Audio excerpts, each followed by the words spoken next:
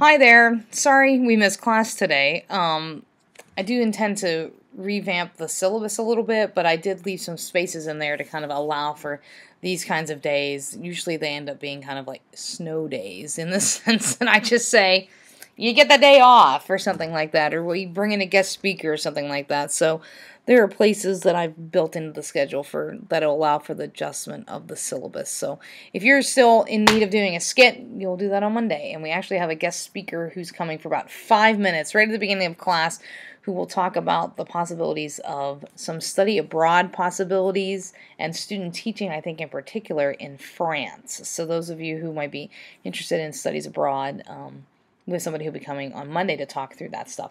So what we would have done today, had we been there, was talk a little bit more about your time management projects. And I've had the opportunity to look at a few of those that have been submitted in hard copy. I haven't looked at anything that's been submitted online, but I wanted to talk a little bit about the next step, because essentially what I've asked you to do is look at your big chunks of time. We've talked a little bit about planning in terms of what are your goals and what are your objectives. And as you look at your day, and if you look at, in fact, let's look at that chart. I'm not going to pull up anybody's in particular, but let's just pull this up and have a quick glance at it. If you notice that you are spending way too much time doing something other than sleeping, working, studying, practicing, or in class or in rehearsal, you're wasting too much time, then you need to make it a goal to be more productive with your time. Or if you notice that you don't get enough sleep during the week, and so these things don't happen well, you don't do well in rehearsal, you miss a lot of notes, you're not paying any attention, you're totally out of step, you don't know where you're going, you're not singing in tune, you're not getting any practice, your studying is there because you're just miserable. If you notice that, then you need to make the goal of, being more productive, planning to sleep, planning blocks of time where you'll get things done, okay? And that's essentially what you're going to do in this very next assignment, which is this one. And this will look a little funny to you, but essentially you are going to plan your entire day. You're going to plan for, and I'll send this to you in an email, you're going to plan for 8 hours of sleep, no less than 8 hours of sleep. At least 1 hour of practice, and breakfast, lunch, and dinner. And you need to plan for at least 1 hour of a reward if you follow your plan.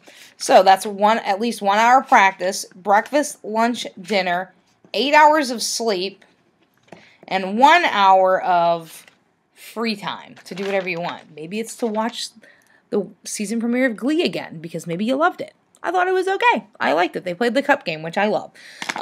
So you may want to watch that again. So essentially, this column is where you plan out for every half hour what you're going to do that day. Perhaps you're going to be asleep at 6 a.m. and you're going to plan to get up at 8:30, but then you're going to put in all of your classes. That includes all of your rehearsal. That includes all of your lessons, every ensemble rehearsal. If you have a job off campus, all of that. You're going to plan for every moment of your day, including 1 hour of practice, breakfast, lunch, and dinner, 8 hours of sleep, and 1 hour of free time, okay? So this is your day, okay? You're going to plan for all of this. And you're going to mark here what day this is for. So this is due a week from today. So it could be for tomorrow, it could be for Monday, it could be for Tuesday, it could be for Wednesday. Okay, so you have one of those 4 options. Tomorrow, Friday, Monday, Tuesday, Wednesday. Okay, then you're going to plan for that. But this column is your actual. So this is what you actually did, as opposed to your plan. So essentially, you're going to plan for one thing, and then you're going to report on what you actually did.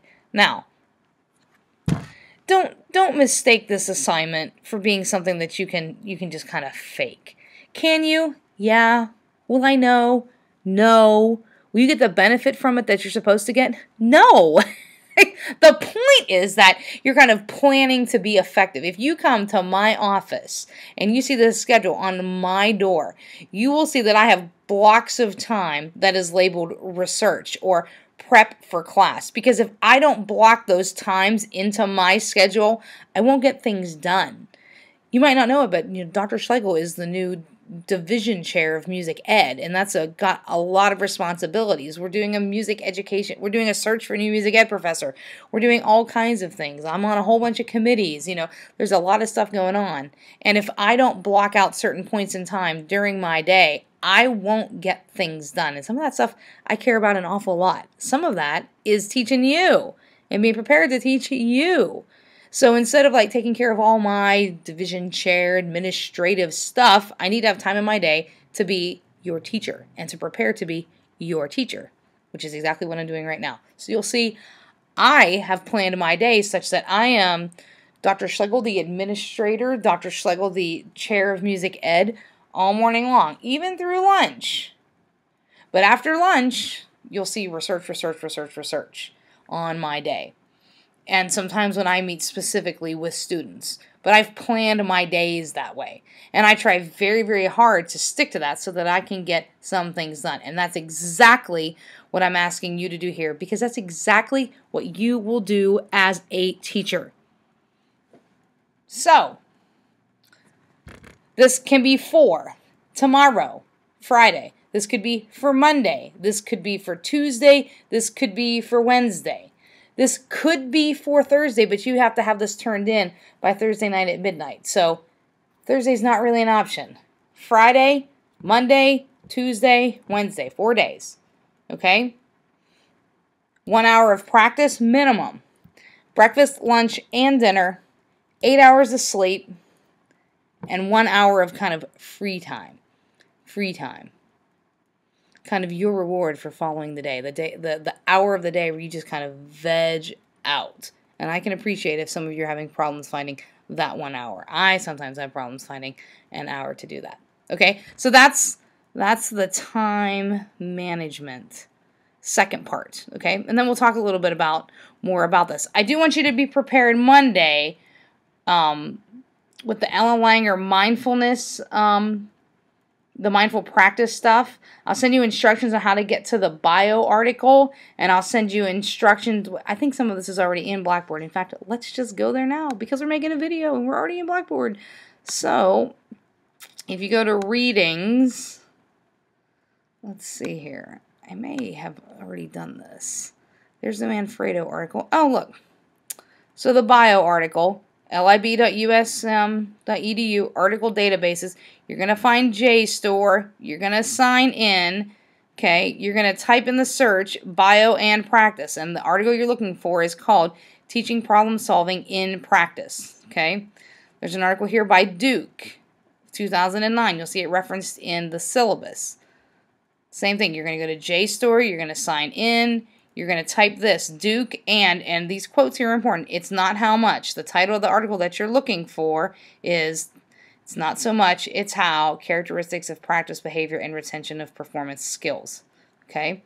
And then there's one other article that I may throw out there for you to look at, but I'm not going to necessarily require that you read. This article, Bob Duke's article here, it's a research article.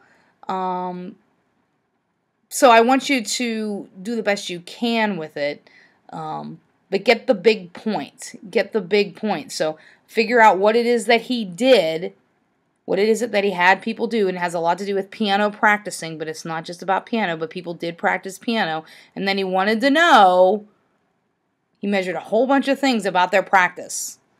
How many times they played it, how many times they played it wrong, how many times they played it completely, how many times they played it correctly, how many times they slowed down. He measured a whole bunch of things. And then he looked to try and figure out how all of those things affected where they were ranked overall. Okay? So that's kind of what he did. But I want you to figure out when you read the results which one of those things that he measured had an effect on the ranking, had a relationship with the ranking. Okay? And then there's another article. It's another one by Bio about practice that we'll talk a little bit about over the next several days. So we're certainly in the meat of this class where we talk a lot about your practice, and it all comes back to that point that I made a long time ago that's on that handout about your practicing, that says the relationship between the way people practice and rehearse themselves in relation to the kind of practicing and rehearsing that they'll do of others. So we in music ed care a lot about how you rehearse yourself, because we think there's a real relationship between how well you rehearse yourself and how well you'll rehearse others, which is why you're in the midst of all of this, and why you're reading stuff on effective practice, and why you're taking videos of yourself. Speaking of which, there are at least 5 cameras in the Music Ed Resource Center. If you need them, you need to go see Cassie. I want you to keep 2 things in mind. 1, there's a chance, I'm trying to take care of this to see if it's not, but there's a chance that you may get a camera that doesn't have fresh batteries in it. So you might need to go back, get a different camera, or if you have your own batteries, put those in there. 2, when you plug in those cameras to your computer, you may find that there's already videos on there. We're working to get those all cleared off. But if you look at if there are videos on there that aren't of you, don't look at them.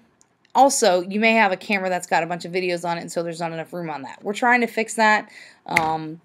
We'll try and get that all situated before you need to worry about that. But your videos are due back to me. I need those by Tuesday of next week. If you need to be flexible with that, you need to contact me. But there should be really no reason why you can't get that done. And remember, it's not just the 20 minutes of practice that you're taping. You're taping your warm-up, so you're taping yourself warming up.